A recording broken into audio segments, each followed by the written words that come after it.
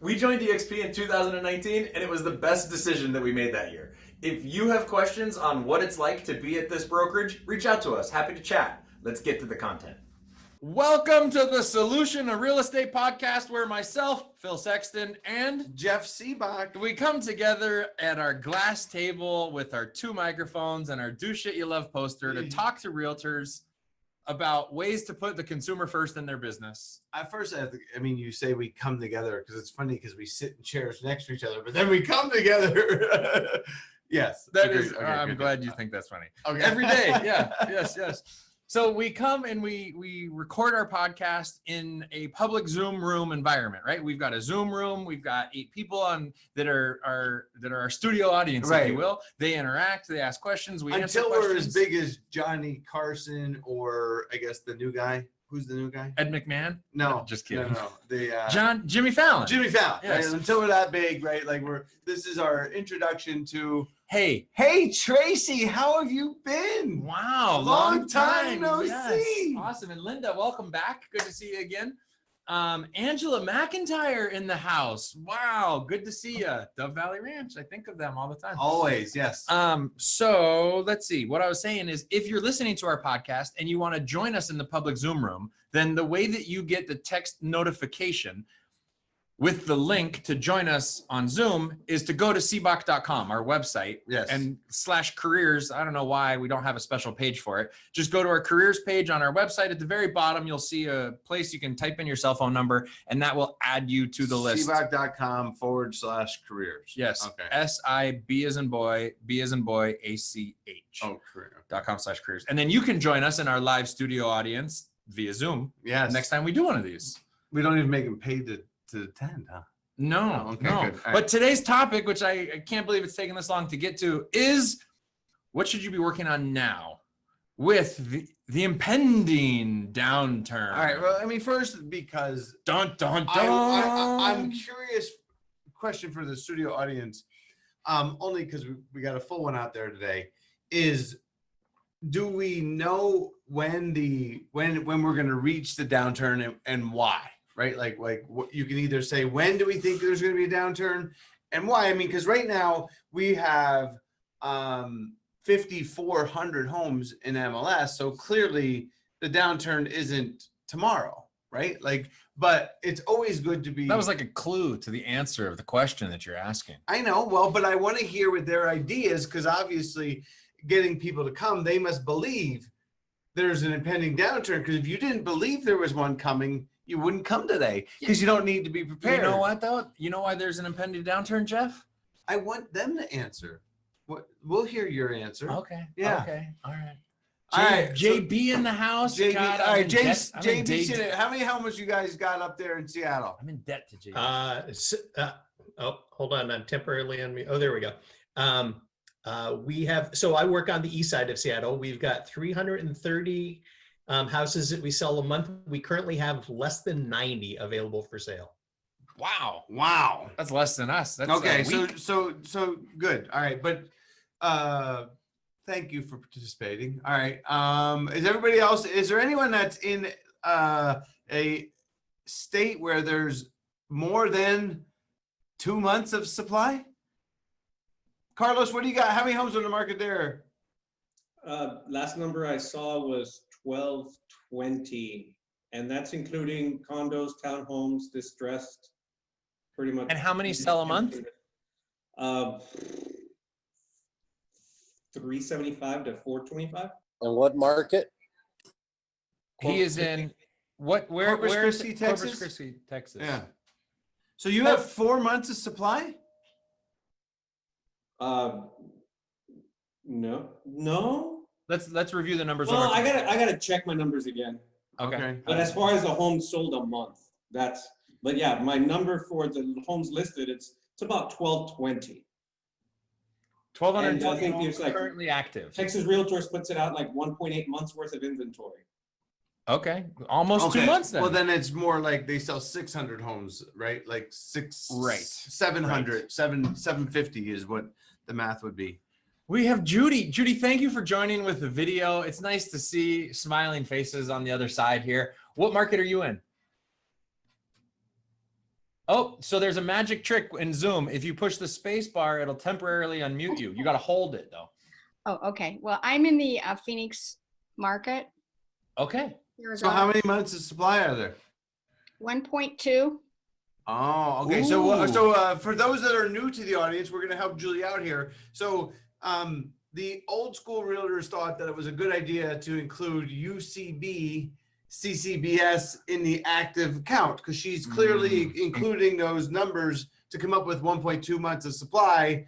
If you exclude those is the number we're looking for, which is the true available homes. Because right now You only count the active inventory that you count are the homes that don't have contracts on them. right. Well, because in Arizona statute, it says that if there's a contract, it's considered sold, but yet we still Marketed. we'll get and to that at a UCB. different Yeah, time. Yeah. yeah. Okay. Okay. Well, Good deal. I work in Sun Lakes, which is a active South adult Chandler. community, Yeah. and we have almost just a little bit less than 10,000 homes in all of Sun Lakes. And right now, as of today, the number active, not UCB or anything else, was 41. Wow. Awesome. And Out of how many almost sell 9,000 a homes. month? How many sell a month there? I don't know. I don't have a stat for that. 30 if it's 1.2 months of inventory, Exactly. right? 30, Well, roughly, if we're yeah. going with that roughly, those All right. numbers. Awesome. Okay. All right. So low inventory Okay. is what your point is that there's low inventory across the board. Every time we talk to realtors in different marketplaces, they say the same thing, and that is there's low inventory here. right. So are you well, scared? a downturn usually, I mean, because in our marketplace, the market gets about flat at about 5 months of supply. Okay. What do you mean the market gets flat? The market stops appreciating. Got it. Okay. So then once we get the 7 month supply in our marketplace is the last time prices went down year over year. So we had exceeded 7 months of supply. So it is, if we all got 1 month or less than 1 month or 2 months of supply, we're still, so the good news though, is what I'm trying to point out is we have a little bit of runtime to work on what we're going to talk about today because, but right now I want to quiz the audience. I want to see who our brightest stars are in the audience. And that is what is going to cause the downturn. And then we'll get into what we need to work on. So it's gonna be a little bit longer show today, if that's okay, Phil. Thanks. Yes, Jeff. Look at the audience. Obviously a hot topic. I'm Interest thinking all the mortgages that are going to be coming on that are being the moratorium right now. The forbearance, excellent. Okay, so then to go one level deeper on you, because that's just the kind of guy I am. I love that Julie, is how many Judy. homes in America are in forbearance?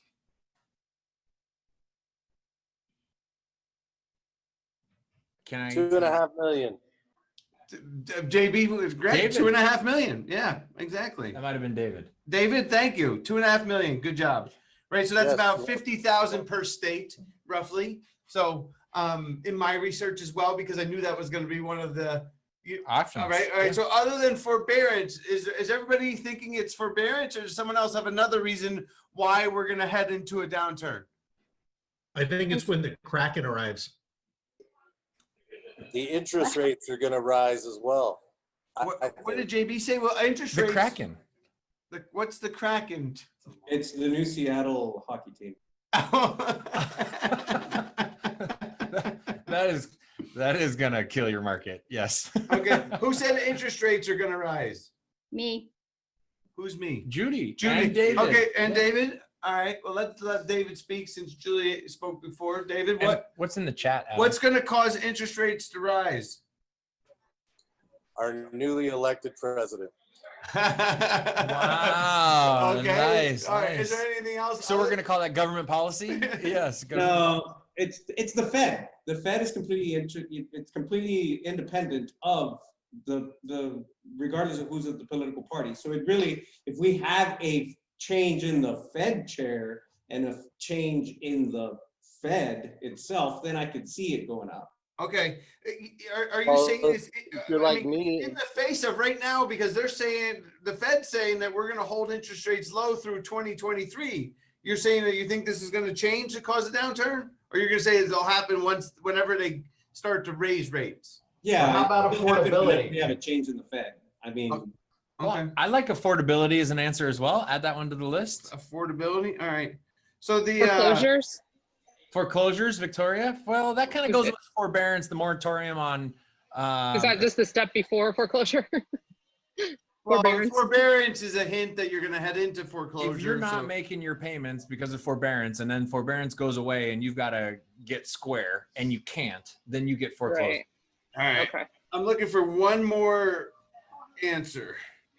I heard job loss. Actually, I heard. Yeah. Okay, we'll put it on there. It's on that ding ding ding Family Feud style. That You're giving him an X on job loss. Okay. All right. Inflation. There, ding ding ding, JB. I mean, Inflation. JB, well done, right? Inflation, right? So inflation, yes. So JB, you want to Inflation. That, dude, I could have swore that on your top 5 count, you were gonna have another one. That hasn't Okay, been was there mentioned. any other things that would cause a downturn? Absent World War. What about the stock absent- market falling? Maybe stock market falling. Thanks, Phil. Stock market falling. Does anyone else believe that if the stock market goes down by more than 50%, that the real estate will go with it? I do. No, Okay. I see David shaking his Carlos? head. No, I yeah. don't believe so. Yeah. I mean, technically, the stock market and the housing market do not act in unison. Although we, Oh wait, In not 2000 stock market. What about consumer confidence? well, the stock market is a financial projection of consumer confidence. So, yes. So consumer confidence is a derivative then of the stock market. Well, if consumer confidence is bad, the stock market doesn't go up; it goes down. Yes, right? Like yes, yes. it's people spend money based on their confidence. Back to your point though about what happened in 2000. Well, in 2000, the Nasdaq skyrocketed, even though the Fed chair Greenspan said there's irrational exuberance and it can't continue. It then went up by 2.5 times after he said it couldn't go up anymore. So that was wrong, the Fed chair.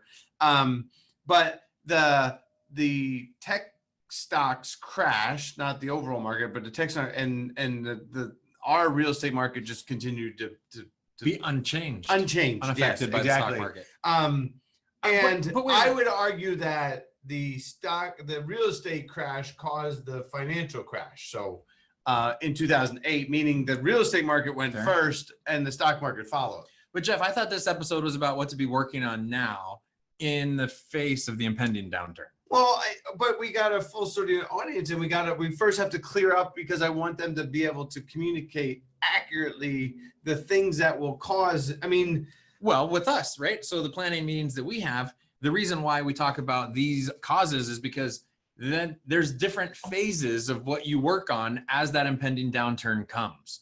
And so you don't have to push gas on like the critical ones until we get closer to seeing these things change, right? yes, right, like yeah. I mean, because well, here's the thing is because today I'm going to talk about maybe spending marketing dollars, and obviously, if the crash was going to happen this year, we might pull those back, Right. and hold them, yes. and Yeah, yeah. hold them so that Yeah. when it does go down, we can then capture market share. Yeah, I mean, to me, this is my gut on the marketplace, and I think it'll be all across America.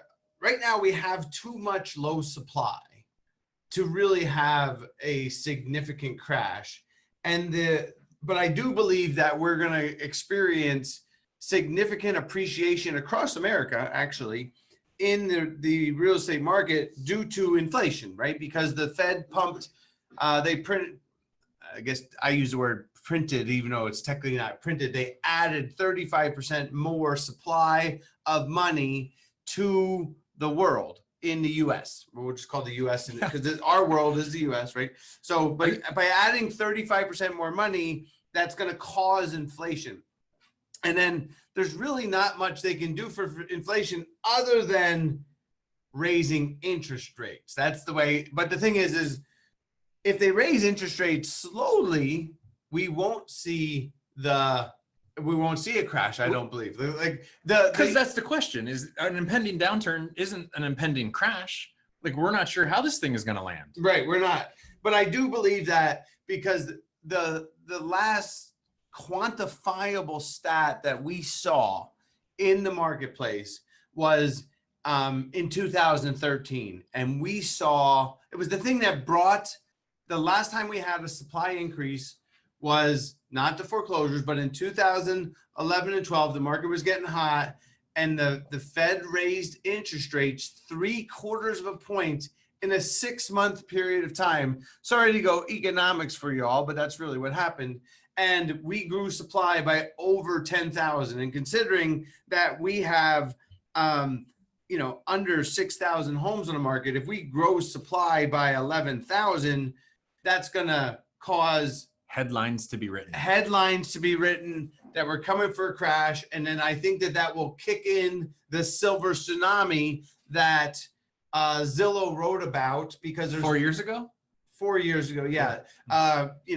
Sorry for those that are with Kelly Williams, my apologies, but Gary Keller predicted the market was going to crash in 2016. We've gone up now about 30% since then. So if you took all your marketing dollars off the table, I'm sorry, pick a different brokerage, right? But but now because we've been going upward, right? And now we're going to go to hyperdrive, right? That's why I wrote the article that it could be a super cycle, which is 20 years of appreciation. I don't know that we're going to get to 20 years, because now I didn't anticipate the Fed dumping in 35% more money. 35% more money, which is going to be, and there's the reason why we're going to get prepared now is because the market's going to remain on fire. And it's like, okay, I better handle my business well because it's emotional. It's our business. And sometimes it's easier to be level-headed about what your plan's going to be before you're in the face of, I got to do something different. correct. Right. Awesome. Okay, good. Should we take a quick commercial break and then we'll come back to this? Great. All right. And we're back. Awesome. Thank Hey, you guys thank for you for hanging with staying us. with us. I appreciate you listening to those sponsors. This podcast is awesome. All right, good deal. All right. So we got that out of the way. All right, now we know what to be watching for on when we need to get a little bit more, I don't know, when we need to roll our plan out faster. Yes. Right. So what we're talking to our people about now, the key is, we're going to go at number one. Number one. Yes. Do anything you can to get as many clients as you can. Okay. Do anything you can. Why? Right. And what that means is, maybe it's either going to be marketing or it could be discounting, because of the super competitive marketplace that is now created by low supply. I think, there's going to be more discounting, right? We see it now. If you want a listing in the Phoenix marketplace and you're, if the house is 150, maybe you're only going from, a full commission to a little bit off. But especially as you go from the mid price point of a city, which ours is now 290. Yeah, 300, 310. Yeah. So if you're at that or above that, there's going to be significant competitiveness because of the low supply to get inventory. And that, to me, because listings is everything, right? And so to me, you should do whatever you can, and it's okay to trim a little off of how much money you're making now, because business begets business, and you can't let listings slip out of your fingers. 50,000 agents here are all trying to get 5,000 listings. It's going to be competitive, like I said. Yes. Thank you. See how competitive, for those that are just joining us, maybe you haven't heard past podcasts, why I hate generalism, where I said competitive, and then you said 50,000 agents are going after 5,000 listings. See how more impactful using real numbers is? Using real numbers. Yeah. Well, 101, not be specific with your numbers when you're talking to people about how's the market. Yeah. And maybe it's 49,994 realtors. I would say the number's gotten higher. COVID saw the school saw a boom during COVID. Exactly. All right, good deal. So number one is do whatever you can. So to me though, it is coming up with a message if you're going to do marketing, because I think we're going to kick in some marketing, right? Because we need listings. I mean, Adam's practically on vacation. Adam's our listing manager. He has a look on his face like, no, I'm not. Yeah, I mean, in Phoenix, the first part of the year, listings are off 29% since last year. That's crazy. All right, so number one is get more clients. Do what you got to do to get clients now. And yes, right? All right. Yes. Number two, are there any Rotarians that listen to us? Like, I'm a Rotarian, and the 4-way test at the end of every Rotary meeting, number one, is it the truth? Number two, does anybody else think that when I say number one, number two, or am I alone here? He's alone by me. I'm a lone soldier. Yeah. Okay. All right. So number one is collect more clients. Number two, what do you have written for your number two? Because I got a number two. Well, to me, it's prepare your strategy for the downturn, right? Okay. Like, so those of you that were not here on President's Day or no, Martin Luther King Day, Martin Luther King. We had our first strategy session on what are we going to do first, because right now you should be in full bore marketing, right? Like you should be spending money like a drunken monkey, they say. My phrase would be, it's okay to be a little wasteful as you're experimenting. Yes. Today.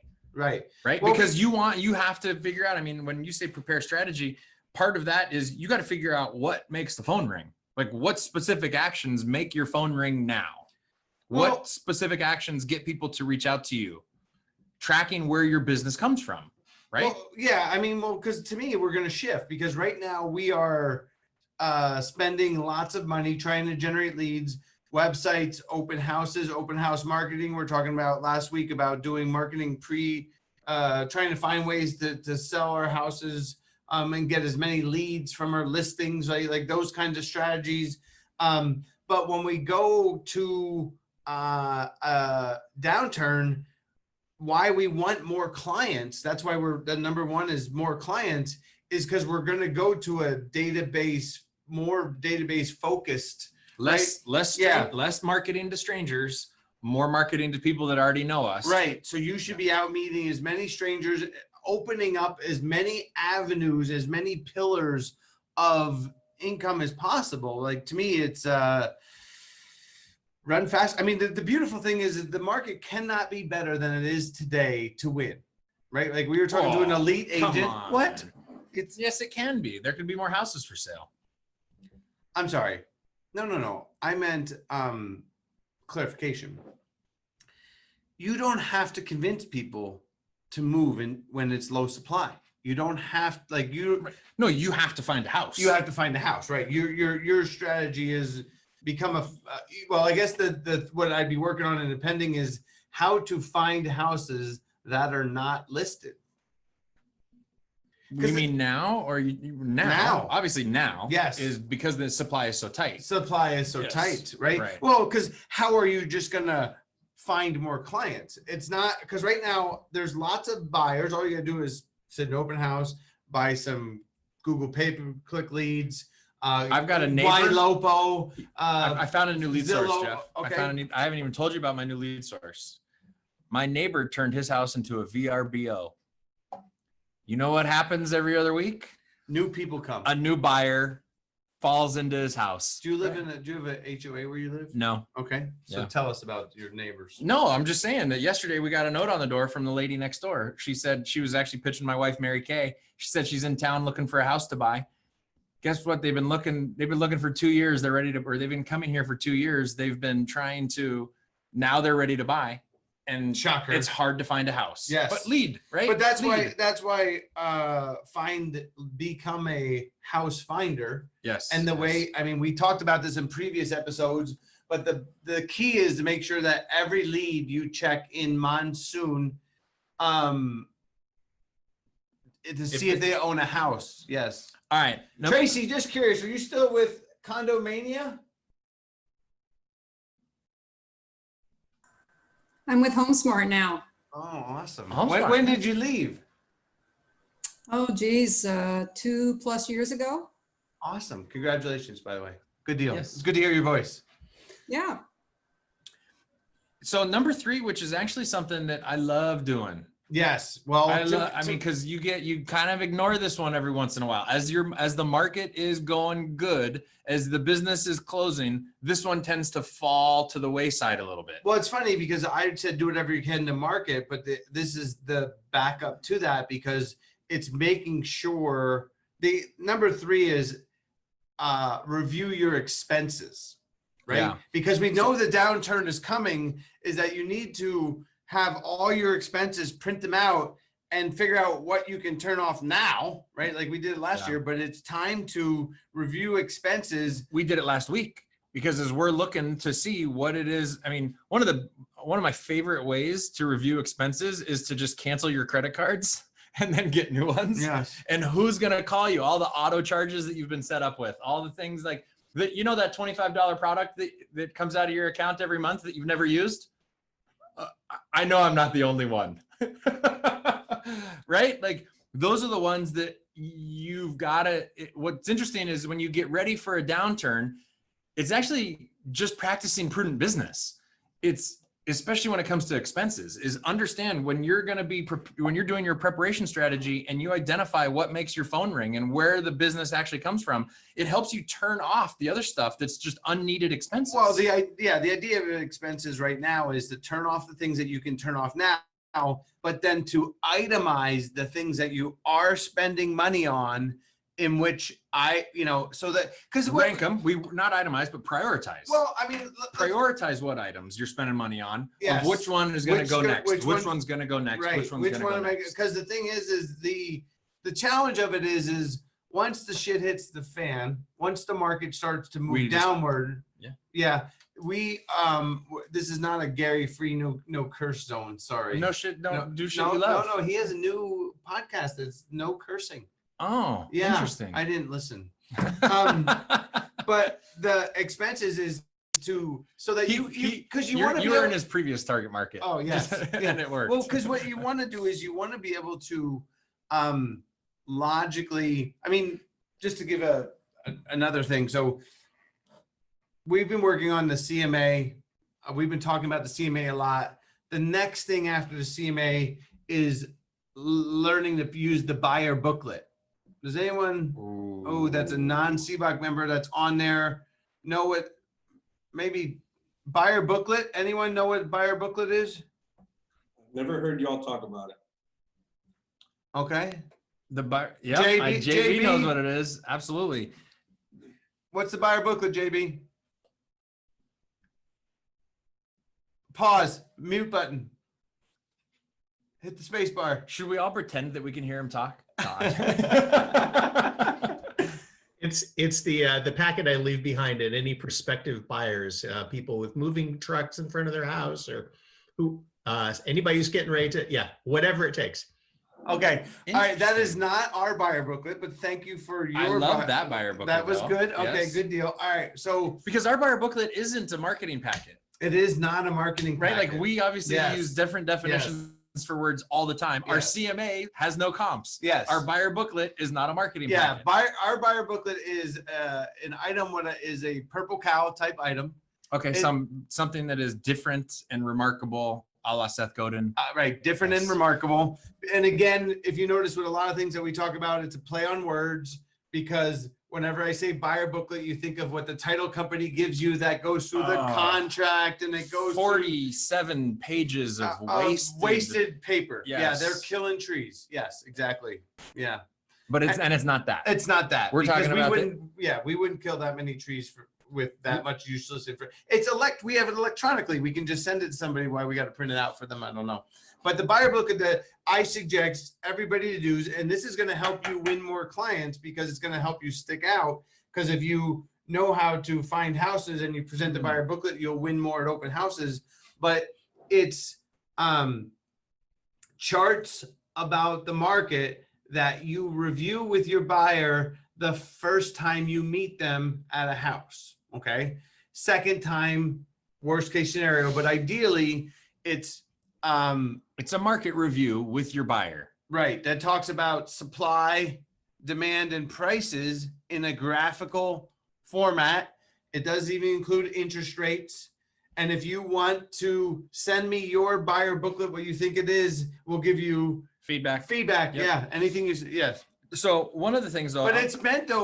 want to talk about the buyer booklet. Okay, good. The buyer booklet first came out when you could see that the market was improving, but the national news and consumer confidence was talking about it was still doomy and gloomy. Right. And you were having trouble convincing people that it's actually a good time to buy. Well, And so then you came and we had, I mean, I remember the lead that you gave to Alex, right? And Alex is out working with the client and he shows them 153 houses and the guy won't write any offers. And so he sets up a meeting to come in, talk with you. You present, you go through a series of 8 charts that's overview of the market at the 10,000 foot. And then it drills into the 5,000 foot, talking about what we're seeing in the marketplace from a graphical standpoint, not us realtors using words to communicate, but using economists' charts to communicate the point. And then he wrote an offer on the next house that he saw. yes. Right, so it's that it's- booklet- we use selling with pictures is the model that we use. Yep. Yes. So that booklet, that explanation of the charts in the marketplace helps people, helps change their mind. Well, in general, you want to source it, not your data. You want to be able to pull it from, we pull ours from Michael or. Well, even when you're talking about the 35% more cash in the industry, I can't help it. I want to say, oh, you mean the M1 chart that the Fed puts out? Exactly. Like it's not No, us that said 35% more. It's the federal government's chart that talks about there's 35% more. Right. Where the reason why Phil added that is because we're adding that to our buyer booklet chart because we need to demonstrate to buyers that, well, this is going to cause inflation. So don't be scared that the market's gone up a little bit. We're expecting it to go a lot more because it's true. It's going to go up because of the money supply. Right. I'm going to say that a little bit differently. The charts on pricing, on how the pricing of homes here in the Valley is starting to go through the roof, scares people to think that they've missed it and then they want to wait. And so to overcome that objection, you include the chart from the Fed on how much more money is in the government and how much more money has been printed last year so that they know that the value of their dollar, people, when they're afraid of inflation, they run towards hard assets like real estate, right? So get in now so that you can protect that dollar that you just made in the stock market. Right. I think the other thing to know is that, real estate is different than financials. We'll ask the audience, what is the main reason why real estate will continue to transact because we were still selling 50,000 homes during the worst crisis ever. We're still selling some homes. It's not like there was been no homes, but what is the biggest reason why real estate's different than the stock market? JB?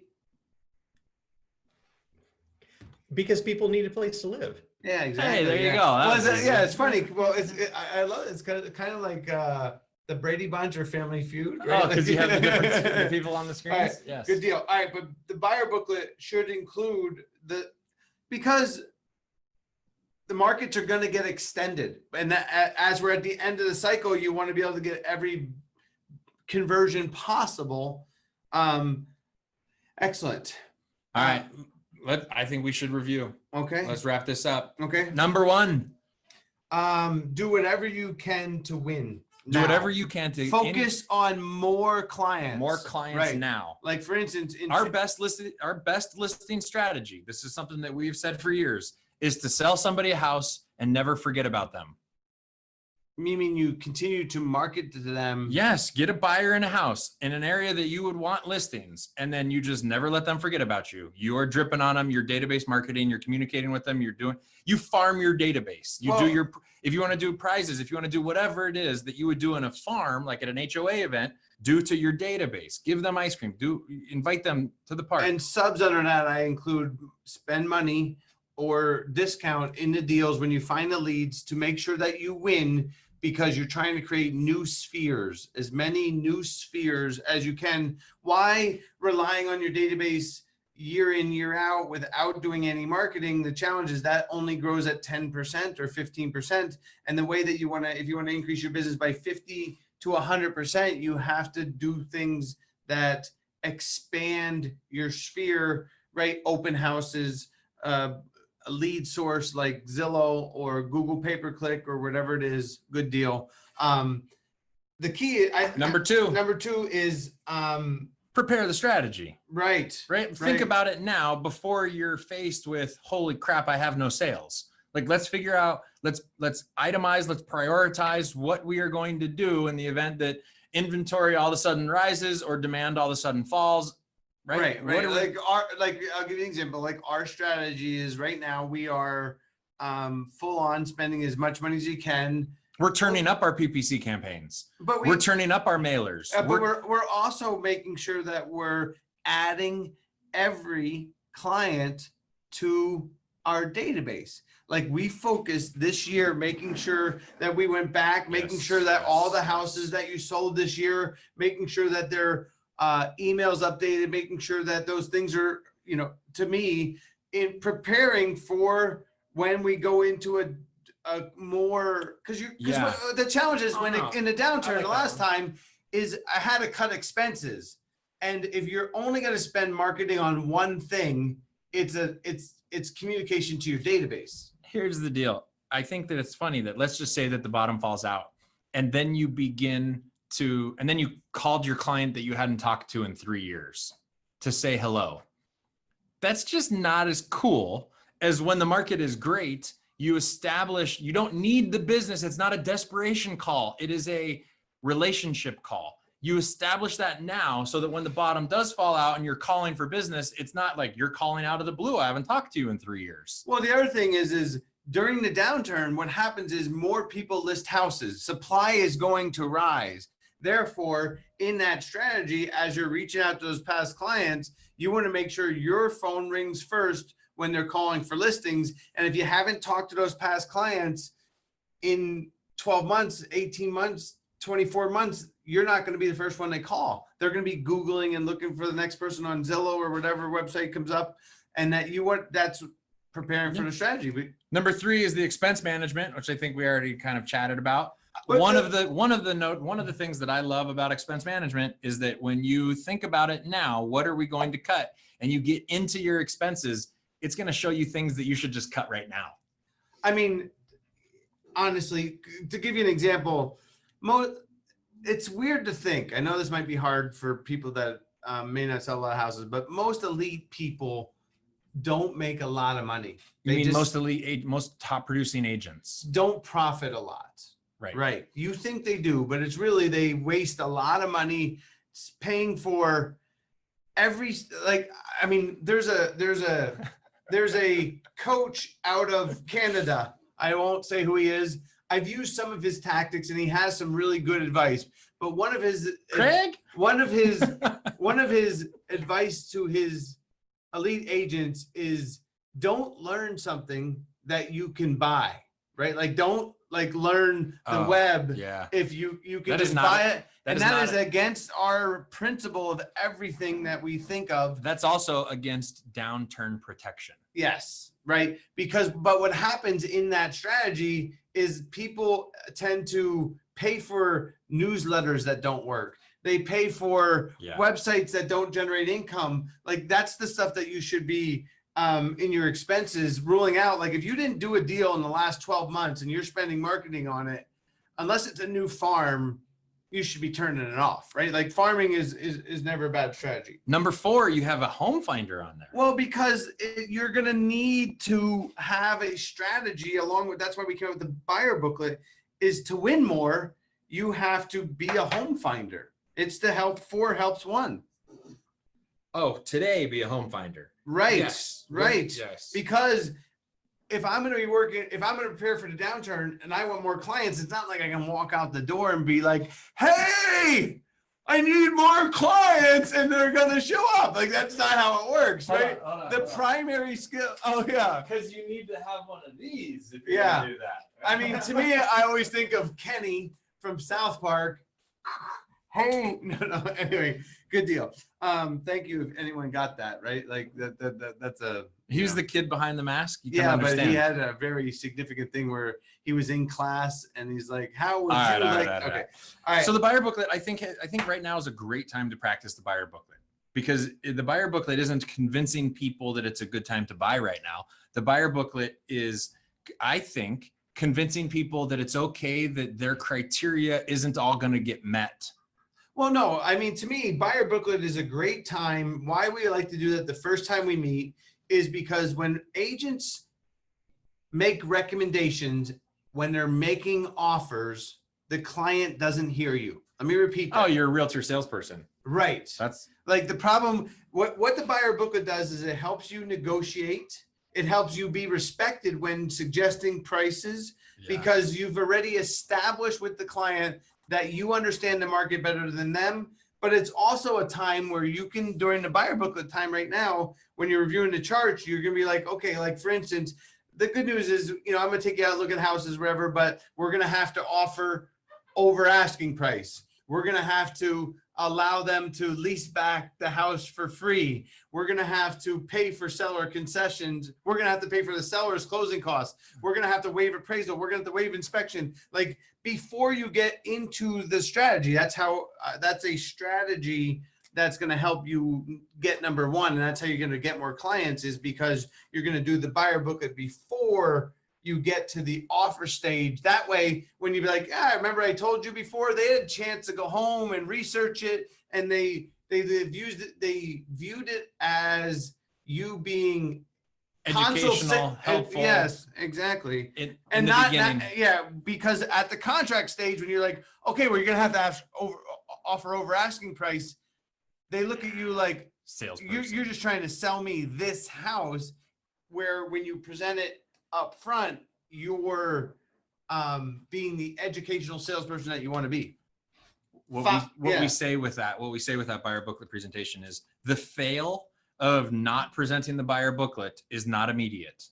The failure of not presenting a buyer booklet is when you can't get a buyer over the $5,000 difference or the $10,000 difference, whatever it is in your market. If you have a client that is not willing to offer what they need to offer to win, that's a sign for you to look in the mirror and be like, oh, I got to learn how to present the buyer booklet. Because if you present the buyer booklet well, then the right in the contract is, okay, it's 340. The client should be, in today's market, especially if you got 1.5 months supply, like, do we got to offer full price, or do we have to offer 10,000 over on this one, or is it 15,000? Like, we just had one where we saw 25,000.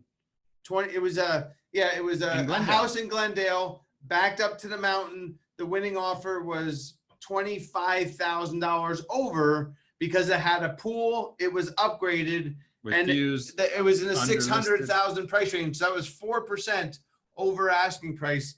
Is in our marketplace with 1.5. Like, that's. But you need to prepare people. The problem is you're trying to negotiate when presenting the contract at the contract stage while there's emotion involved. Way too much emotion. Right. It's kind of like trying to talk to a dude that just lost his girlfriend about what he needs to do the next time. No, night, like, no, I got another one. It's like when your wife is yelling at you for you not doing a good job, or like I don't know what it is, and your response is, "Honey, you look pretty today." Like, you're not gonna win that one. Yeah. Good try. But if Good you, try. you know, or, Yeah. or I like to send flowers after, you know, a nice date. Don't send flowers when you're in trouble. Right. Yes. It is. Yes. Yes.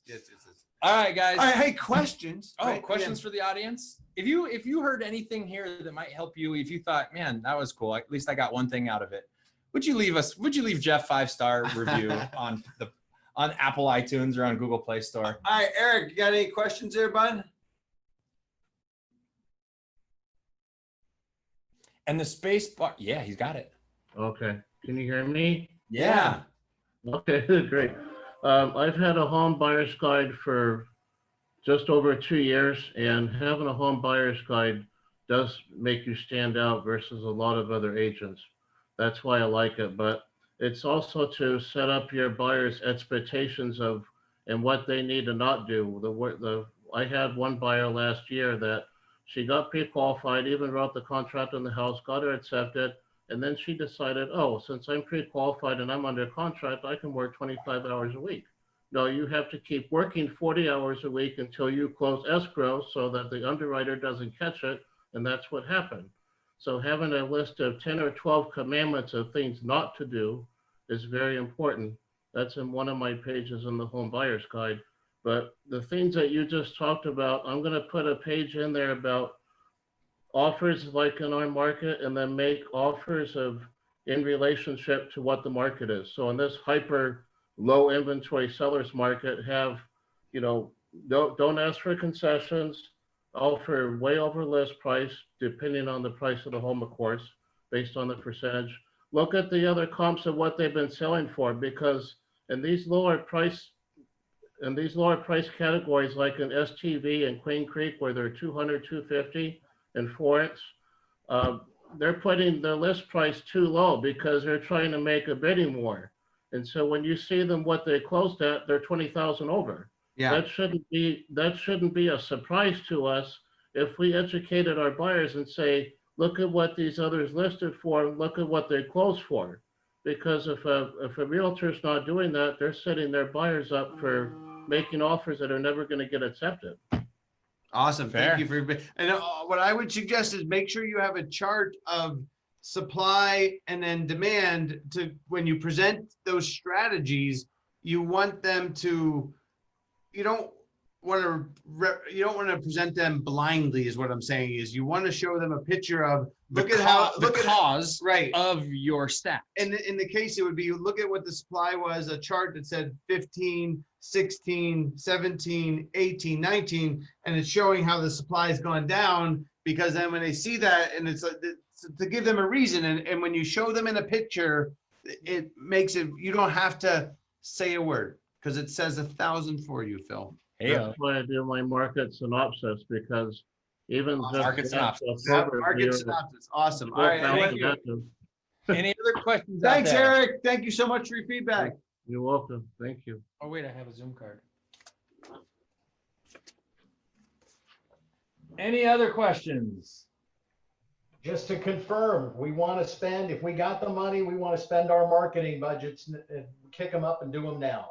Yeah, like now is the time to practice. You got that idea that you're like, I wonder if this will work. Now is the time to do it. Now is the time to try it. Let's not wait until this market goes down, because that's when you start holding back. Don't leave any. You go to proven strategies when your marketing dollars are more limited. Yes, you only go to things that you know work. It's not a good time to, Don't wait for the downturn to try that idea that you've had in the back of your head. Do that now. What avenue have you guys found to be most successful trying to find a home for somebody if it's not on the market? Oh, what avenue is most successful to find a home? That's tough. There's no, I love the question. It's the magic postcard question. To me, there's 8 things that you got to do over and over and over again, and you never know which one's going to work, but it's trying to find the 8 things that you want to do every time include door knocking at times. It includes direct mail. It includes looking at canceleds and expireds. It includes looking at apps like our digs, like for fizbo.com. It includes looking at, the coming soon on because this coming soon does not get syndicated out. To me, the most success, this is not identifying homes before, but it's monitoring the home, like creating a saved search and watching that six times a day for that new house being listed, to make sure that you're out and give your buyer the competitive, to make sure that you're in the house first. Yeah. I mean, we used letters in the past, Tracy. A thing that I call buyer letter, Yep. but it's sending a letter to a target neighborhood that has worked. And then the other thing is calling agents that sit open houses in a neighborhood, calling the agent that sat there to see who were the people that walked in their open house can also work for finding houses that if you know the neighborhood the client wants to be in, whoever has a house listed there, if they did an open house, they're likely to have neighbors that walked in that open house that then would, I mean, at least you get one side to find a buyer for where you can't find a house. Right. Dangle the buyers. Would you write an offer if you were door knocking? Like you have a client that you know that they're going to spend 400 grand on a house. You write an offer for 400 grand. You go into a neighborhood that's typically worth maybe 370-ish. And you knock on doors and you say, I've got an offer from my buyer. He wants to buy your house. What do you think of that? Would you like to review it? I don't like to do things that are not like, that's too scammy to me. Got it. I wouldn't like, that's just unrealistic. I mean, we were on a listing appointment up in Tatum Ranch and the agent wrote like yeah, because we see she that. was circle calling and it just looks cheesy. Oh, that's right. They circle call, not just a call, but they circle call with offers. Like they were doing that with offers. Yes. And I thought Yes. that was very I mean, we won the Yeah. listing because that was very Insincere. insincere and fake. Yeah. Yeah. All right. Fair. Hopefully that was helpful, Tracy. It was, thank you. Yep. Anyone else? All right. Thank you guys for Yeah, coming. happy The Thursday. Solution, subscribe. Adios. And if you got a buyer booklet and you want feedback on it, if you send it to us, we'll give you feedback. Thank you for coming.